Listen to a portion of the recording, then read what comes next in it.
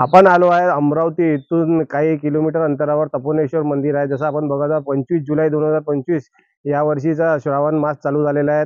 श्रावण महिना म्हणजे महिलांसाठी हा खूप हे म्हणजे महत्त्वाचा महिना असतो. या महिन्यात महिला शंकर देवाच्या म्हणजे पूजा अर्चना करतात, उपास ठेवतात. जसं आपण बघू शकता हे तपोनेश्वरचं मंदिर आहे. या ठिकाणी महिला वर्ग भरपूर प्रमाणात येत असतात. मंदिर आहे आणि इथे प्रत्येक सोमवारी महिला वर्ग मोठ्या संख्येने येऊन इथं भगवान शंकराची उपासना करतात.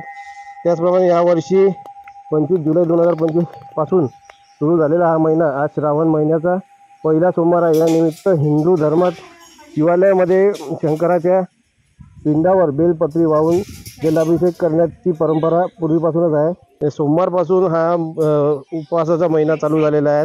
श्रावण सोमवारचे व्रत करणे म्हणजे जलाभिषेक, दुधाभिषेक, रुद्राभिषेक यासारख्या धार्मिक कार्यांना महत्त्व देत समुद्र संतांनी वेळी निघालेले विष भगवान शंकराच्या पिल्यामुळे त्यांचा कंठ जळाल्याने निळा झाला होता.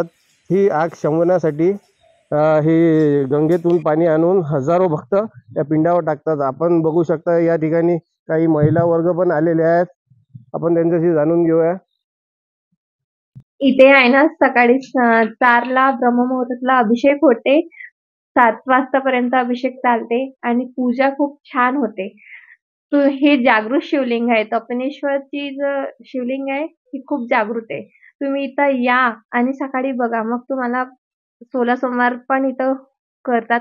खूप बरेच लोक करतात.